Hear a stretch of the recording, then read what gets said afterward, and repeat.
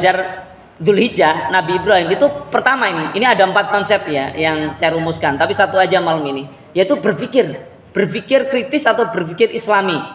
Ya, jangan sampai kita hanya ikut-ikutan tanpa berpikir. Ya, oke, lihat orang bersorban, ya, berpeci, berjenggot, udah kita langsung, wah kayaknya ini syekh ini. Kayak ini orang hebat ini, ulama ini. Ya. Terus dia nyuruh yang aneh-aneh. Ya. Atau melakukan sesuatu yang merugikan.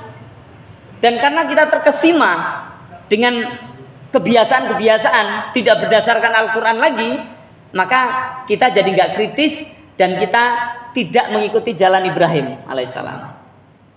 Ya. Jadi kita diperintahkan berpikir kritis.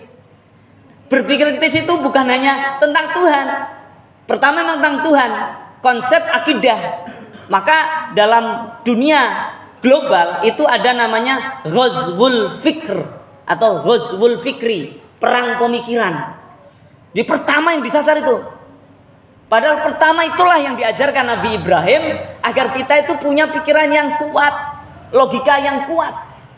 Gak mudah dipengaruhi. Kita punya jati diri. Punya harga diri lah gitu. Al-Islamu yu'la wala ya'lu alaih. Islam itu tinggi. Tidak ada yang lebih tinggi dari Islam. Itu keyakinan loh. Gitu ya. Keyakinan yang dilengkapi dengan cara berpikir yang sistematis, yang kritis. Oke. Bagaimana itu kalau kita bawa ke ranah sekarang? Boleh jadi sekarang nggak ada orang yang ngajak nyembah boneka, nyembah patung, nyembah arca, nyembah stupa, nyembah pohon, boleh jadi, ya boleh jadi nggak ada atau jarang-jarang. Tapi serangan yang lain bertubi-tubi. Apa itu? Berpikir hedonis. Nah, hedonis itu apa? Serba foya-foya. Sekarang banyak nggak gitu Pak? Kadang-kadang lebih baik bisa bergaya daripada tidak, meskipun harus hutang. Itu hedon. Tas sudah ada, masih ingin lagi. Ya. Kerudung sudah ada, setiap tahun ganti kerudung. Setiap tahun, setiap bulan ya. Misal tuh, Masya Allah, na'udzubillah. Itu hedonis. Ditambahi lagi apa? Hedonis itu dipengaruhi oleh culture, budaya. Artis-artis dari Korea masuk. Ya, internet luas, ya, bebas, setiap orang bisa mengakses, bisa melihat. Dan ini terlihat Bapak, mahasiswa saya, jadi namanya perempuan mahasiswi ya, itu sekarang hanya beda dengan 10 tahun yang lalu. Saya ngajar di kampus 2009. Nah, kok beda banget? Sekarang itu wajahnya Mejiku Hibiniu, merah, jingga, kuning, hijau, biru, nila, ungu, macam-macam, dipoles-poles Pak. Masya Allah. Ada gak anak kita gitu?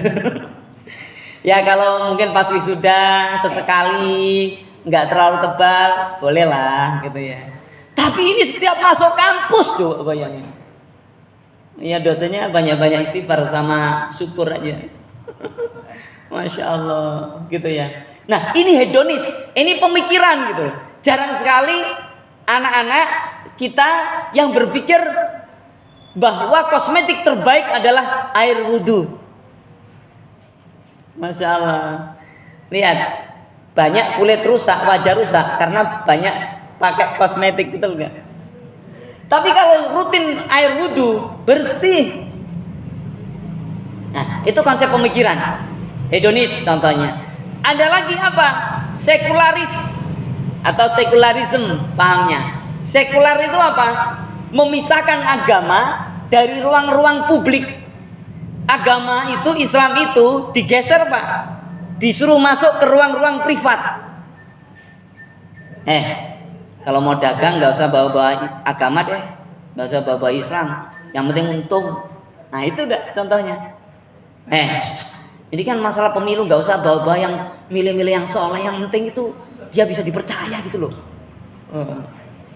Nggak usah lihat dia tuh sembahyang atau nggak, sholat atau nggak usah.